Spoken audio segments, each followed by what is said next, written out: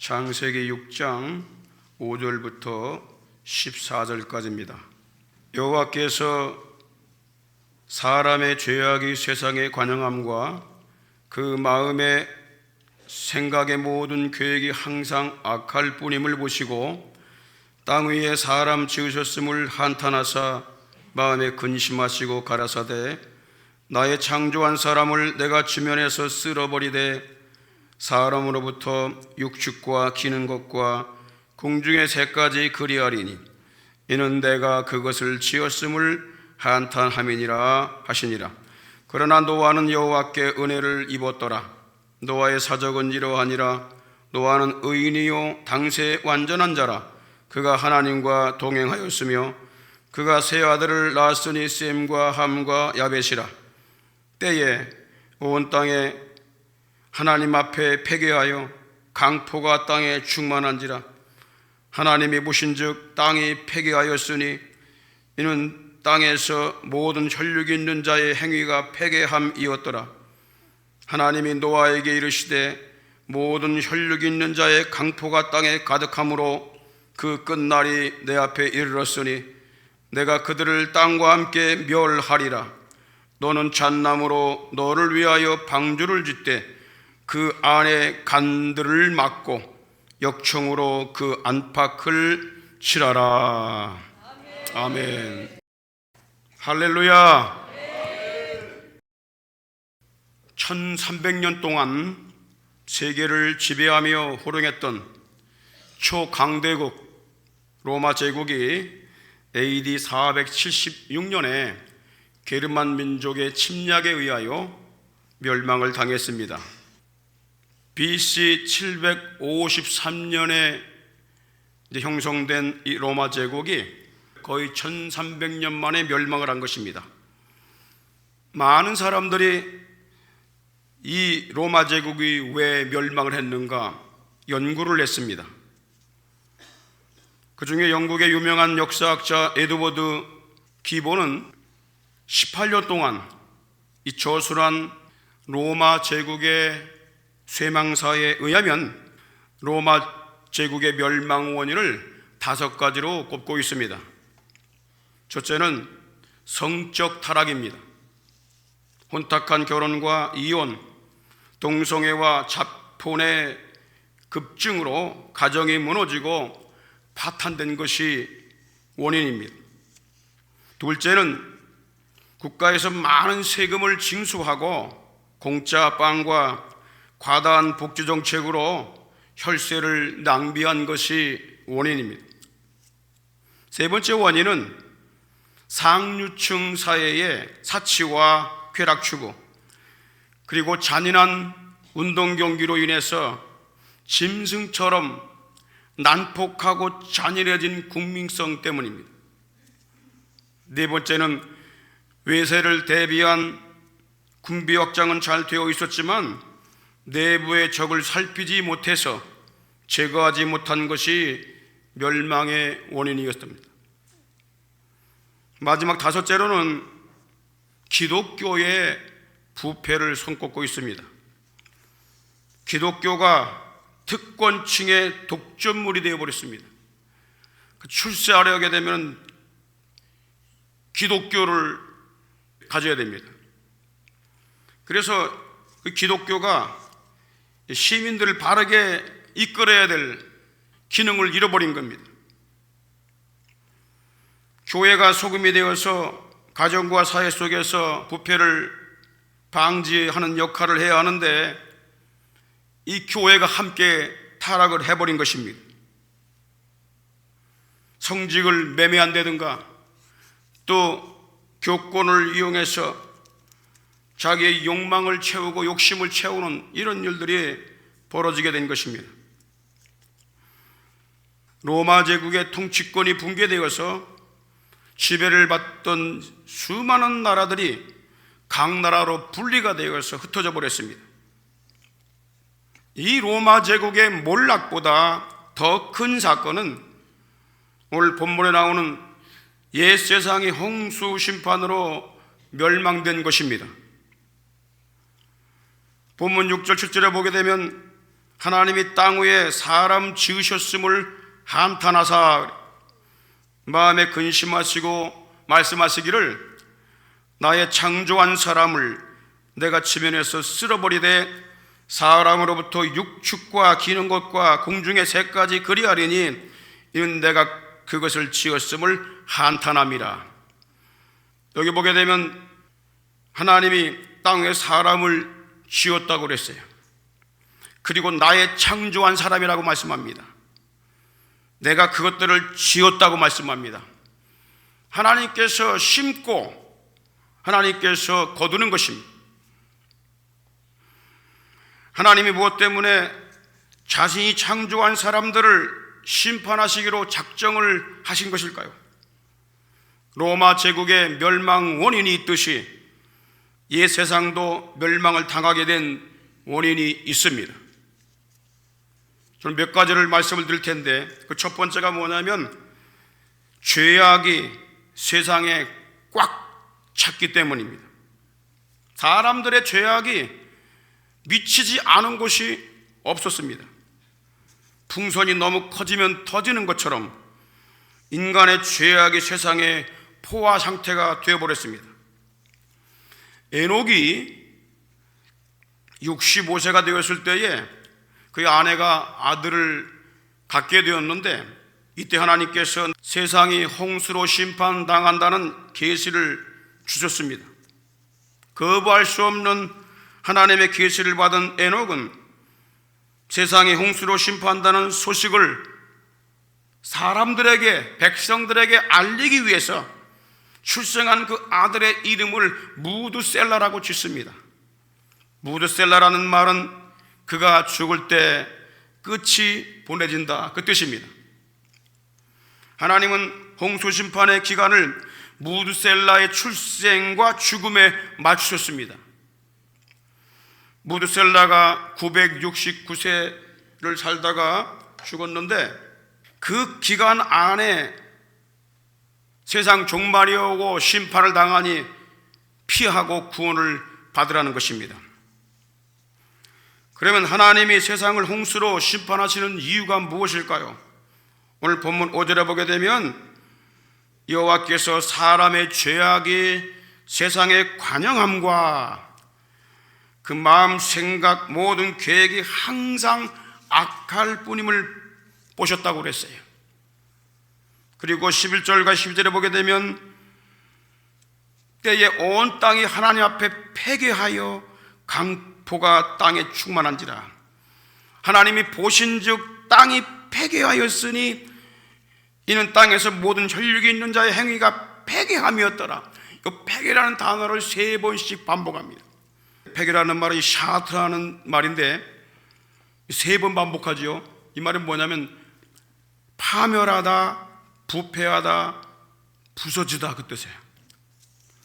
그리고 강포가 땅에 충만하다 그랬어요. 이 강포는 뭐냐면 하마스, 지금 이스라엘과 싸우는 사람들이 하마스입니다. 이 하마스는 이슬람 저항 운동 조직인데 아랍어 약칭으로 하마스라고 부르는 거예요. 그런데 공교롭게도 이 강포란 말이 히브리어 원어의 하마스라는 뜻입니다. 폭력, 불법, 악이란 뜻입니다.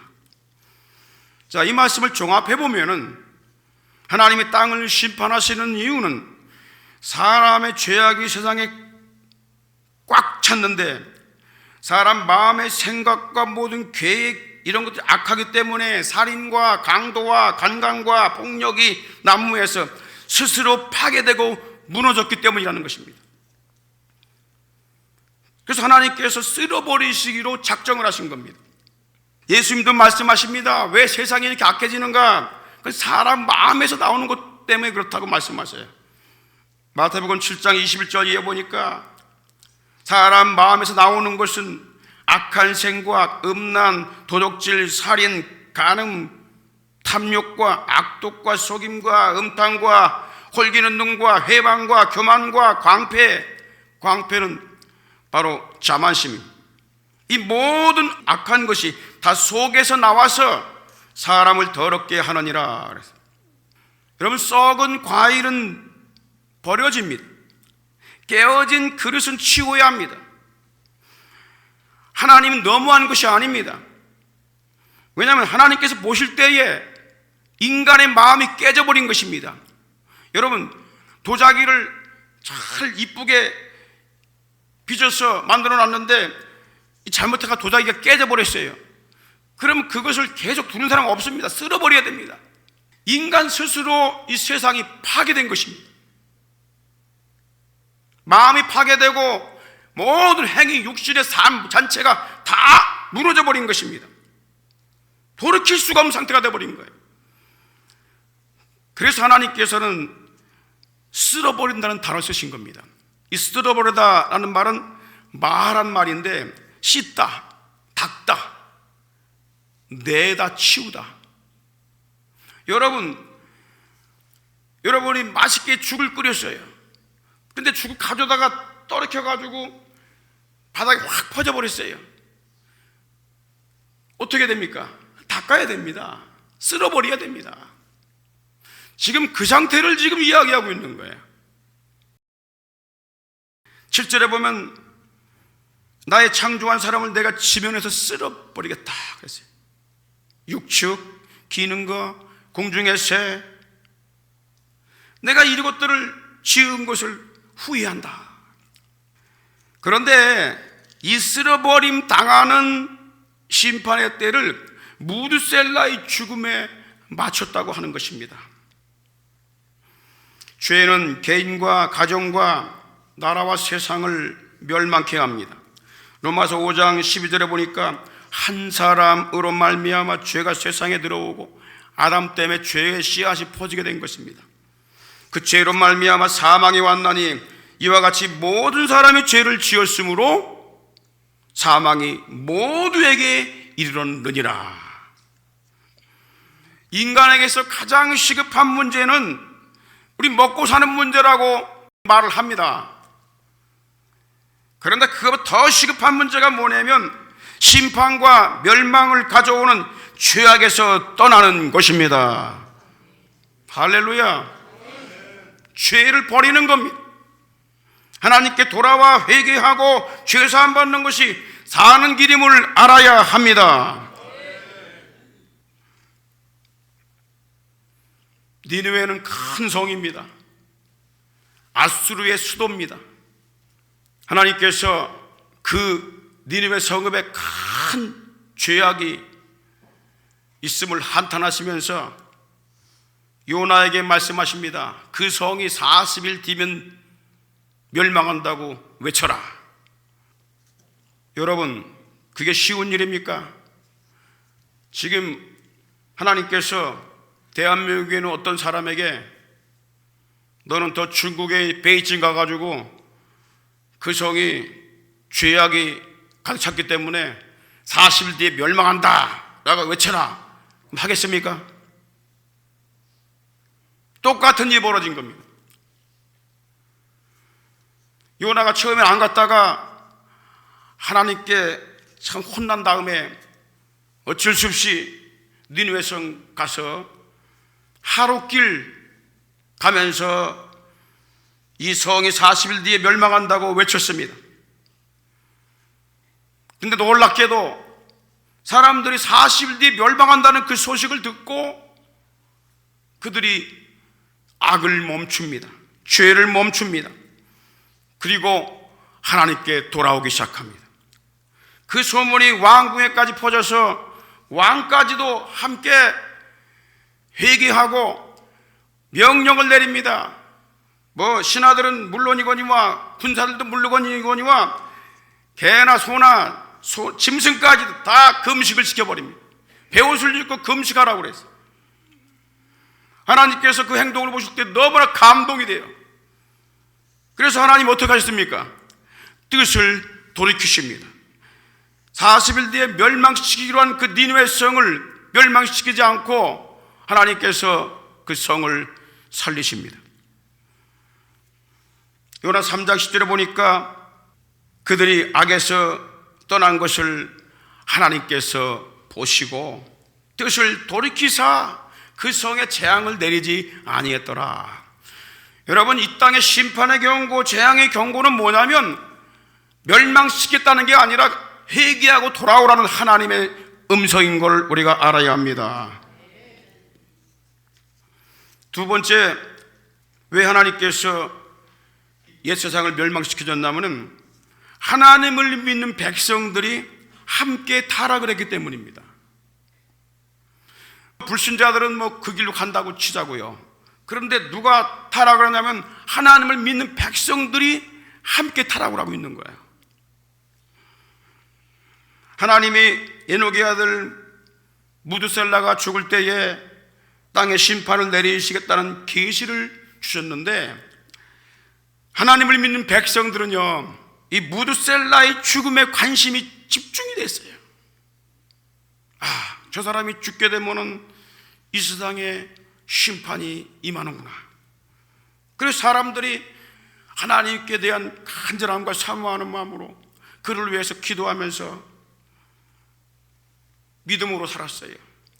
왜냐하면 그가 죽을 때 끝이 올 것을 믿었기 때문입니다. 그런데 문제는 뭐냐면 이 심판의 때가 늦어지면서 하나님을 믿는 백성들이 불신앙으로 빠지기 시작합니다. 그들이 세상에 미혹되어 불경건한 자들과 자포를 하고 타락한 것이 하나님의 마음을 아프게 했고 더욱 심판을 자초한 것입니다. 그것이 창세기 6장 2절부터 4절에 나오는 말씀입니다. 하나님의 아들들이 사람 딸들의 아름다움을 보고 다 자기 아내로 삼고 혼합이 된 것입니다. 하나님은 무드셀라가 849세가 되는 해에 이 자폰으로 타락한 그의 백성들에게 충격적인 경고를 하십니다. 경고가 뭐냐면 성령을 거두어 가시겠다는 경고입니다. 창세기 6장 3절에 보니까 여호와께서 가라사대 나의 신이 영원히 사람과 함께하지 아니하리니 이는 그들이 누굽니까? 타락한 하나님의 백성들이 육체가 되었다는 거예요. 세상 사람들과 똑같이 되었다는 거예요. 여러분, 사람에게 가장 큰 저주가 뭔지 아십니까? 성령을 거두어 가심으로, 생명을 거두어 가심으로 하나님을 믿고도 버림받는 것입니다. 예수님을 거부하면 용서받을 기회가 있습니다. 성령의 역사에서 잘못을 회개할 기회가 있어요. 그런데 성령이 떠나시면 용서받지 못하기 때문에 이것이 하나님을 믿는 성도에게 가장 큰 두려운 경고입니다. 성령을 거두어 가시는 것입니다. 여러분, 다윗이 최고의 왕권을 갖고 있을 때에 그 왕 권력을 활용해서 간음죄와 살인죄를 범합니다. 나단 선지자에게 그 죄를 지적을 받았습니다. 그때 그가 가장 먼저 간구했던 것이 뭔지 아십니까? 시편 50편 11절에 보니까 나를 주 앞에서 쫓아내지 마시고 주의 성신을 성령을 내게서 걷어가지 마옵소서. 이 기도입니다. 하나님, 나 재앙받기 싫어요. 그게 아니고 주의 성령을 걷어가지 마십시오. 성령이 떠나시면 악신에게 붙들리기 때문에 구원받을 길이 없습니다. 사울이 그랬습니다. 하나님께 불순종하여 성령이 떠나니까 악신이 그를 괴롭혔다고 그랬어요. 성령을 거두어 가시면은 이제 하나님이 그의 대적이 되어버리는 것입니다. 그래서 성령을 거두어 가신다는 경고는요, 지옥 형벌을 받더라도 놔두시겠다는 뜻이기 때문에 가장 두려운 최후의 경고입니다. 히브리서 6장 4절로 6절에 이런 말씀이 있어요. 한번 비침을 얻고 하늘의 은사를 맛보고 성령에 참여한 바 되고 하나님의 말씀과 내세의 능력을 맛보고 타락한 자들은 다시 새롭게 하여 회개케 할 수 없다고 말씀합니다. 왜? 하나님의 아들 예수님을 십자가에 또 못 박는 것이기 때문에 그런 거예요. 불신자들은 몰라서 그렇다고 쳐. 그런데 하나님의 이 성령을 받은 사람들이 타락을 하게 되면 성령께서 단식하시다가 떠나버리시는 거예요. 회개케 할 수 없다는 거예요. 돌이킬 수 없다는 거예요. 그래서 하나님께서 그들에게 한 번 더 기회를 주십니다. 긍휼에 풍성하신 하나님이 타락한 그 백성들에게 또 한 번의 기회를 주셨는데, 그것이 뭐냐면 6절 하반절에 그러나 그들의 날은 120년이 되리라. 120년의 기회를 또 준 겁니다. 타락한 백성들에게서 성령을 거두어가시는 때를 120년은 연장해 주신 것입니다. 그러므로 849세가 된 무드셀라는 죽지 않고 120세가 연장되므로 그 당시 족장들보다 가장 오래 969세라는 나이로 장수를 했던 것입니다. 그럼에도 불구하고 타락한 하나님의 백성들은 성령을 거두어오신다는 경고를 듣고도 무시하고 계속 세속의 자녀들과 자폰을 하여 온 땅을 죄악으로 꽉 차게 만들었습니다. 세상이 더 이상 부패하지 않도록 소금의 맛을 내야 하는 하나님의 백성들이 거룩함을 잃고 세속화가 되어서 세상이 급속도로 타락함으로 하나님을 하여금 사람 만드신 것을 후회하게 했고 홍수 심판을 결심하게 했던 것입니다. 그래도 사랑 많으신 하나님은 그들에게 한 번 더 기회를 주신 거예요. 120년 뒤에 성령을 거두어 가신다는 경고를 하신 후에 70년을 딱 남겨놓은 시점에서 노아에게 실제로 방주를 만들라는 계시를 합니다. 여러분, 노아가 방주를 지은 기간이 얼마일까요? 몇 년일까요? 대부분 학자들과 목사님들은 120년이라고 말을 합니다. 그런데 그렇지 않습니다. 자, 이 노아가요 500세 후에 셈과 함과 야벳을 낳습니다. 그리고 홍수가 노아가 600세 되는 해에 임하게 됩니다. 자, 그런데 이 홍수가 나기 전에 하나님께서 노아에게 너는 방주를 지어라 이런 명령을 하십니다. 명령 언제 하시냐면은 노아가 500세 된 후에 세 아들을 낳은 다음에 그 명을 주십니다. 오늘도 말씀 보게 되면은 순서가 그렇게 되어 있습니다. 만약에 방주를 지은 기간이 120년이라고 한다면은 600세에 홍수가 왔기 때문에 120년을 거꾸로 빼게 되면은 노아가 480세가 됩니다. 480세 때는 아직 세 아들을 낳지 않았을 때입니다. 하나님이 노아에게 방주를 지으라는 명을 하셨을 때는 세 아들을 낳은 이후입니다. 그래서 120년이 되는 것이 아닙니다. 그런데 중요한 키가 있습니다. 이 노아의 아들 셈이 홍수 후에 2년 후에 첫 아들을 낳습니다. 그러니까 셈이 이때 나이가 100세입니다. 창세기 11장 10절에 셈이 100세가 되었을 때에 홍수 후 2년에 첫 아들을 낳았다.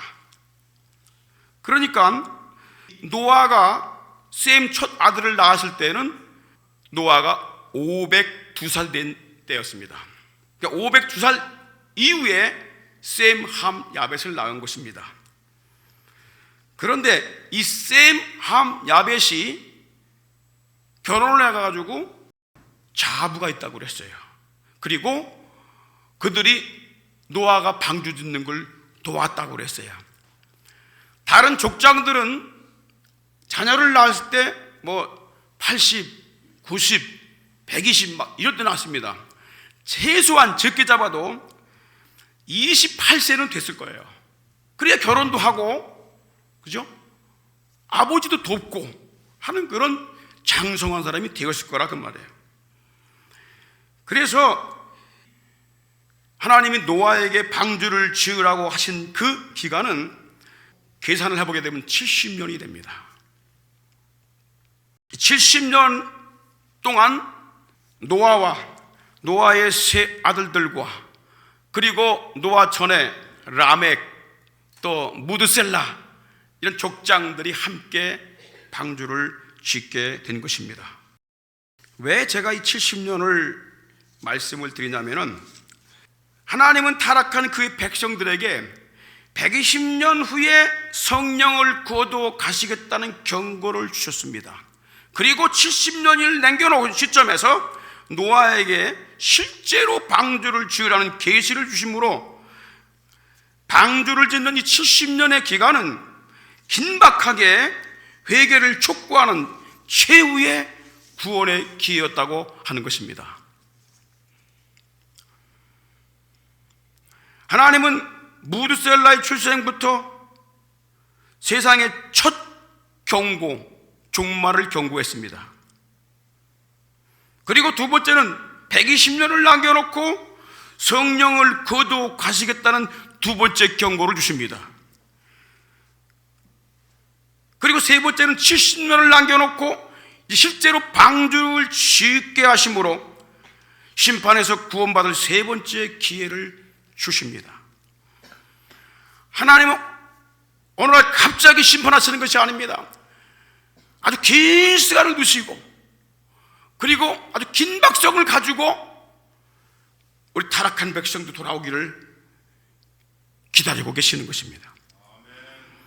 욥기 33장 29, 30절에 보게 되면 하나님의 마음을 알 수가 있어요. 하나님이 사람들에게 모든 일을 제차가 아닙니다. 제3 행하심은 그 영혼을 구덩이에서 끌어 돌이키시고 생명의 빛으로 그에게 비추려 하심이라. 이게 하나님의 마음입니다. 한 번에 경고하고 한 번에 쓸어버리시는 분이 아니라는 거예요. 경고를 주시는 이유는 뭐예요? 그를 사랑하기 때문에 회복할 기회를 주시는 거예요. 노아는요, 이 70년 방주를 지으면서 타락한 하나님의 백성들에게 회개하고 돌아오라는 하나님의 이 메시지를 애타게 증거했던 것입니다. 베드로후서 2장 5절에 보니까 옛 세상을 용서치 아니하시고 오직 의를 전파하는 노아와 그의 7 식구 그들을 보존하시다는 거예요. 노아가 뭐를 했습니까? 의롭게 사는 길이 있다는 거예요. 용서받는 길이 있다는 거예요. 재앙에 살 수 있는 길이 있다는 것을 계속 증거했다는 것입니다.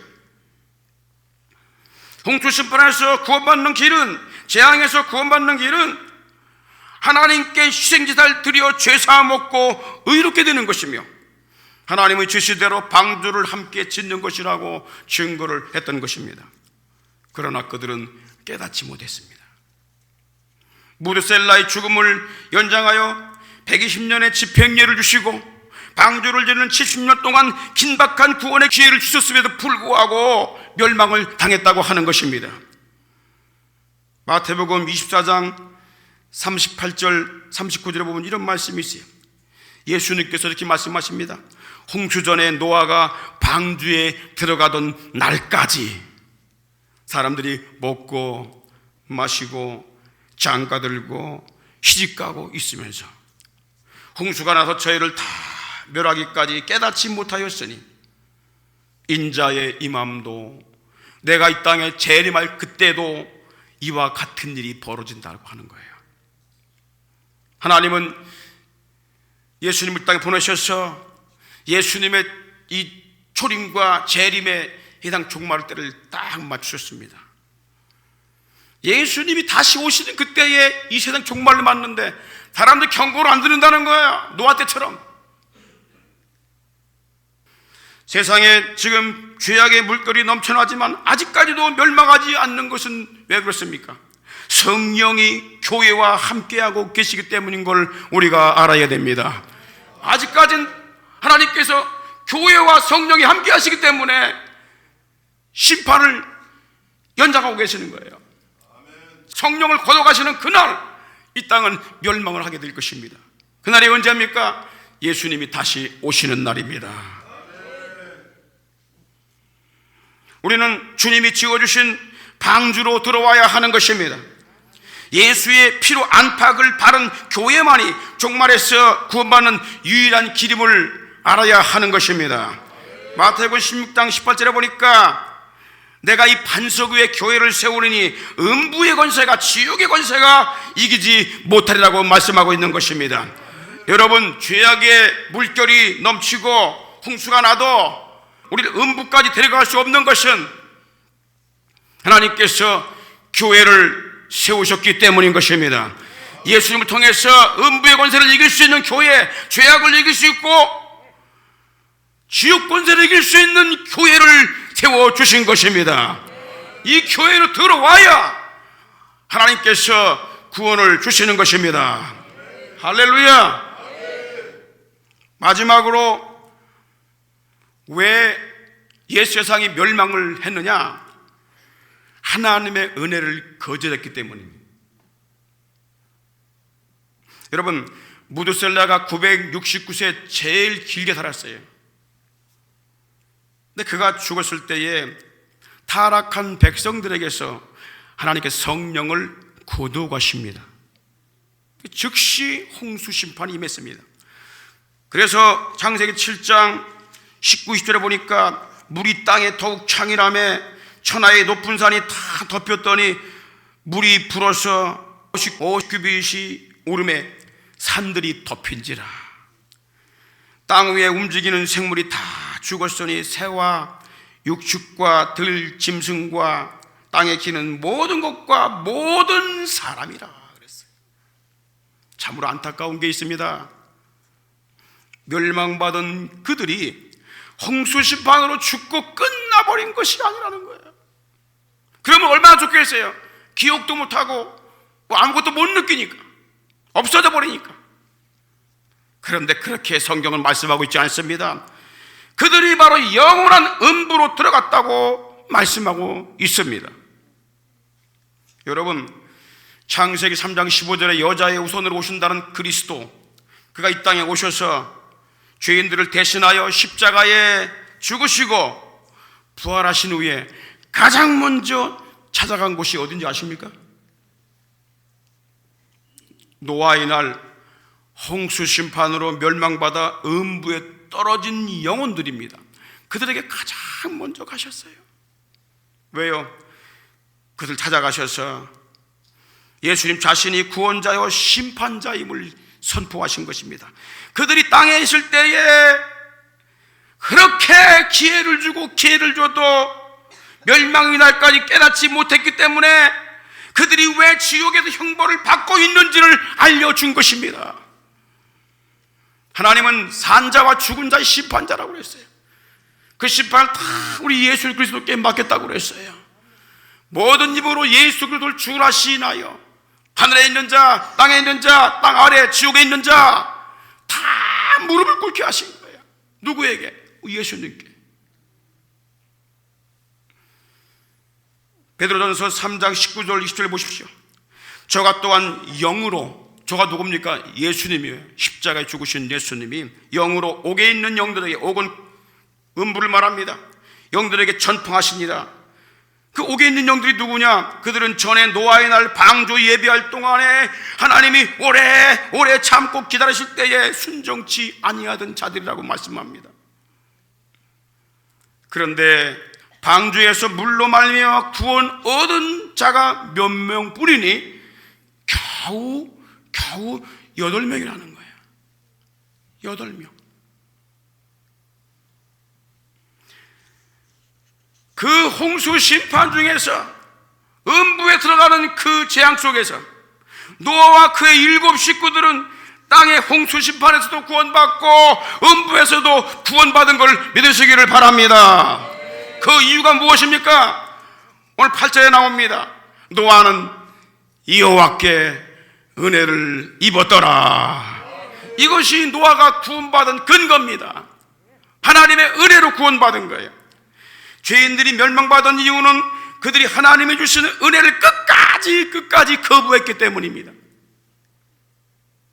그러나 오직 노아는 하나님의 은혜를 입어 홍수 심판에서도 구원받고 음부에서도 구원받은 줄 믿으시기를 바랍니다. 그러면 노아가 어떤 은혜를 받았을까요? 이 노아가 받은 은혜를 우리가 받아야 우리도 이 세상의 마지막 심판에서 구원받는 줄 믿으시기를 바랍니다. 간단하게 세 가지 말씀드릴게요. 첫 번째 은혜가 뭐냐면 의인으로서 완전한 믿음을 소유한 것입니다. 완전한 믿음,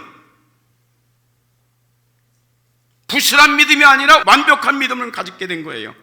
오늘 9절 상반절에 보십시오. 노아는 의인이요 당세에 완전한 자라 그랬어요. 여러분, 노아가 의인이 되고 완전한 자가 된 것은 그의 행위가 옳고 선행을 착한 일을 많이 하고 존귀심을 가지고 뭘 했기 때문이 아닙니다. 아벨처럼 희색 제물로 하나님께 제사를 드림으로 의롭다함을 받았기 때문입니다. 여러분, 구약 시대 사람들이 어떻게 의인이 됩니까? 율법을 지키기 때문에 의인이 됩니까? 아닙니다. 히브리서 11장 4절에 보니까 믿음으로 아벨은 가인보다 더 나은 제사를 하나님께 드림으로 하나님께 의롭다는 증거를 얻었다고 그랬어요. 그 예물이 증거한다고 그랬어요. 희생제물이 없이는 절대 사람은 의롭게 될 수가 없는 것입니다. 우리가 하나님 앞에 의롭다 얻는 길은 십자가 위에서 희생제물 대신 예수 그리스도를 믿고 죄사함 받는 길인 걸 믿으시기를 바랍니다. 그러므로 로마 3장 22절에 보니까 곧 예수 그리스도를 믿음으로 말미암아 모든 믿는 자에게 미치는 하나님의 의, 이건 차별이 없다는 거예요. 누구나가 흑인이든 백인이든 어떤 죄인이든 어떤 종교를 갖고 있든 상관없이 누구나가 예수 앞에 나와서 십자가에 죽으시고 부활하신 그분 앞에 무릎을 꿇고 내 죄를 회개하고 주님께 내 삶을 맡기면 주께서 내 생을 이끌어 가시는 줄 믿으시기 바랍니다. 그가 의인입니다. 물론 그도 넘어질 수 있어요. 쓰러질 수 있고 자빠질 수 있고 고꾸라질 수 있습니다. 실패할 수 있어요. 그러나 다시 일어날 수 있는 근거가 뭐예요? 하나님이 용서를 주시기 때문인 것입니다. 그래서 의인이 누굽니까? 7번 넘어져도 8번째 일어나는 자가 의인이라고 했어요. 우리는 죄를 한 번도 짓지 않을 수가 없어요. 여러분, 어린아이들 키워보면 알잖아요. 한 번 넘어졌어요. 일어나. 근데 또 가다 넘어져요. 일어나. 또 넘어져요. 일어나. 10번, 100번 넘어져도 부모는 다 받아들여. 야, 그것도 못 일어나? 그리고 버리는 부모 있습니까? 하나님의 자녀가 된 우리 백성들은 살다가 실수할 수 있고 허물도 갈 수가 있어요. 그런데 중요한 건 뭐냐면 하나님은 내가 돌아갈 때 나를 받아주신다. 당자 둘째 아들이 가졌던 그 마음을 갖는 것입니다. 내 아버지 집에는 양식이 풍족한 품꾼들이 많다. 내가 돌아가게 되면 종으로라도 써주시지 않겠는가? 그리고 일어나서 죽게 돌아가는 것입니다. 그가 바로 의인입니다. 할렐루야. 무엇이 온전한 믿음입니까?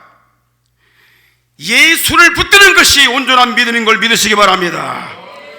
히브리서 12장 2절에 보니까 믿음의 주요 온전케 하시는 인 예수를 바라보자.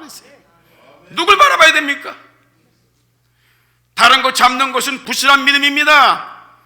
우린 예수가 내 앞에 보여야 하는 것입니다. 사도 바울은 예수 붙잡기 전에는 다른 거 붙잡았어요. 율법을 잡았어요.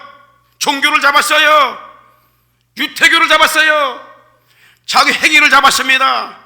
그리고 그는 종교 의식을 잡았어요. 그렇게 하면은 거룩해지고 의롭게 되는 줄 알았어요. 그런데 그가 예수를 만나고 나니까 야, 그런 것들은 다 이 배설물이로구나 싹 버렸어요. 그리고 예수 그리스도께서 부르신 부름의 상을 위하여 표대를 향하여 달려간 줄 믿으시기 바랍니다. 예수를 붙잡는 것이 온전한 믿음이고 의인인 걸 우리가 알아야 합니다. 두 번째, 노아가 받은 은혜가 있습니다. 그건 뭐냐면 하나님과 동행하는 은혜입니다. 9절 하반절에 보십시오. 그가 하나님과 동행하였으며 그랬어요. 여러분, 우리는 에녹이 300년 동안 하나님과 함께 믿음으로 동행하다가 죽음을 보지 않고 그 나라에 옮겨졌던 말씀을 들었습니다. 그렇습니다. 노아도 마찬가지입니다.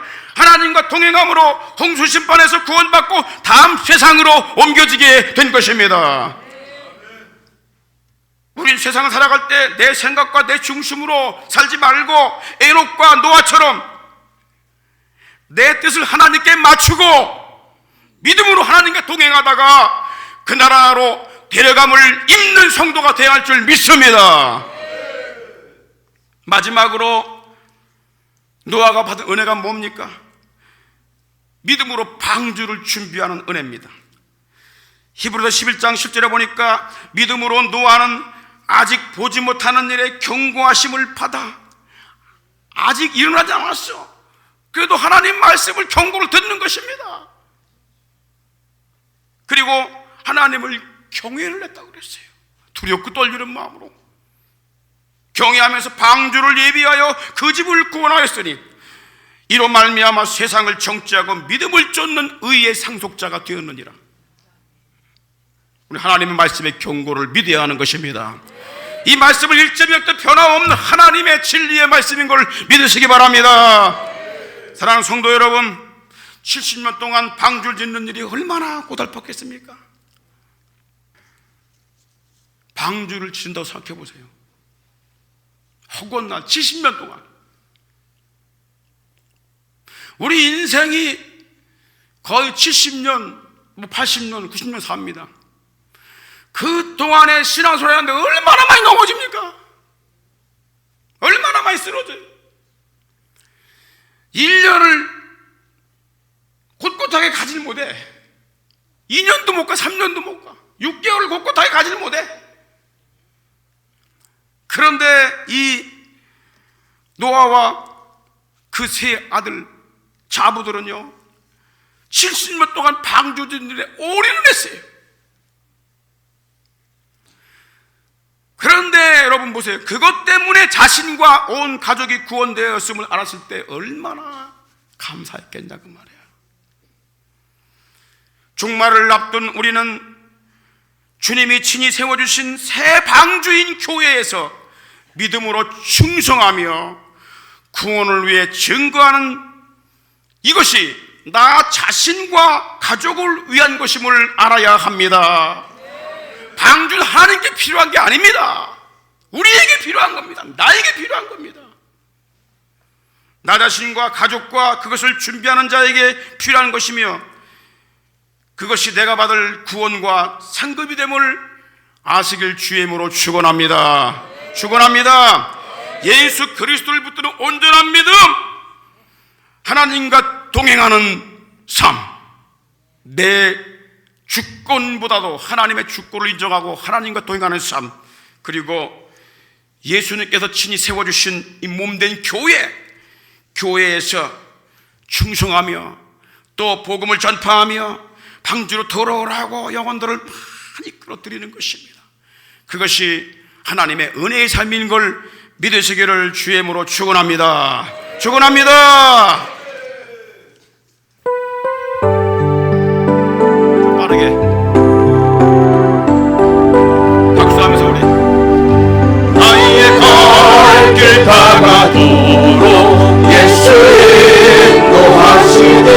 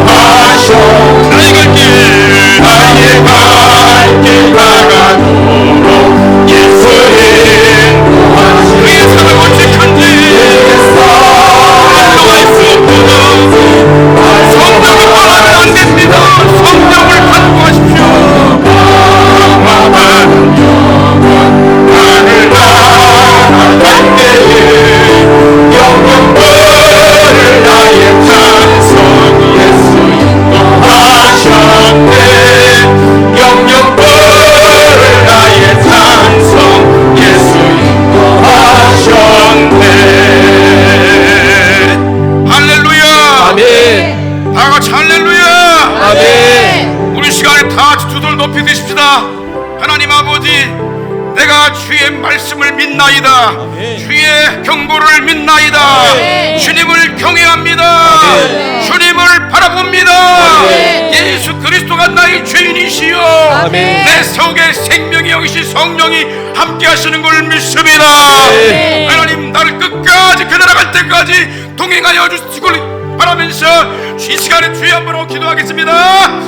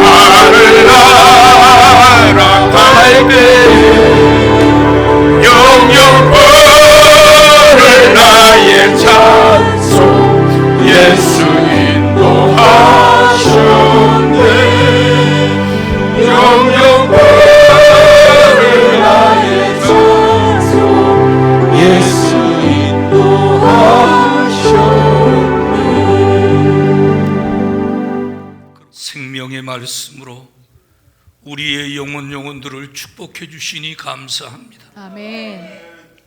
하늘나라 가는 그날까지 오직 주님을 바라보며 오직 주님을 사모하며 주님을 의지하며 주님과 동행하는 우리 모든 대신의 가족들 되게 하여 주옵시고 아멘. 이 땅에 주의 피로 세우신 모든 교회들 되게 하여 주시옵소서. 아멘. 예수 밖에는 생명이 없으며 예수 밖에는 참된 길이 없으며 아멘. 예수에는 참된 진리가 없음을 고백하오니 주여 붙잡아 주시고 인도해 주시고 역사하여 주시옵소서. 아멘. 주님의 영광을 높이 송축하며 온몸과 마음으로 하나님께 산 제물로 드려지며 주를 기쁘시게 하며 기쁘시게 하는 우리의 삶이 될 수 있도록 성령님 이 한 주간도 계속해서 감동하시고 감화하시고 깨닫게 하여 주시고 특별히 우리 허물과 죄를 깊이 보게 하여 주시고 회개하게 하여 주시옵소서. 아멘. 거룩한 성도로 신부로 단장되게 하여 주시고 예복 준비 잘하게 하여 주시고 아멘. 등과 기름 철저하게 충분히 준비하게 하여 주시옵소서. 아멘.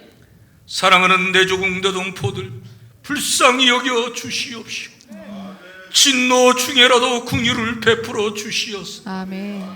이 땅에 우리 하나님의 뜻이 이루어지고 하나님의 나라가 이루어지고 내조국 이강산에 자유, 민주, 통일의 놀라운 은총의 역사가 풀어지게 하여 주시옵시고 아멘.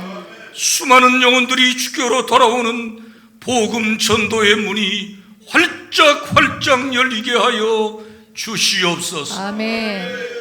우리 대신 교회의 성령의 바람 불어와 수많은 영혼들이 구원받으며 생명의 말씀으로 일어나는 하나님의 군대로 일어나는 교회로 계속 축복하여 주옵소서. 아멘. 지금은 우리 구주 예수 그리스도의 크신 은혜와 하나님 우리 아버지의 극진하신 사랑하심, 성령님의 감동, 감화, 충만 교통하심이 우리 사랑하는 모든 대신의 가족들 심령과 가정과 저들의 사역과 산업들 위에와 이 땅에 주의 피로 사신 모든 교회들 위에와 전 세계 복음 전선에서 피 묻은 십자가의 복음을 증거하며 다시 오실 우리 주님의 길을 예비하고 있는 모든 선교사님들 위해 이제로부터 영원토록 함께 있을지어다. 아멘. 아멘.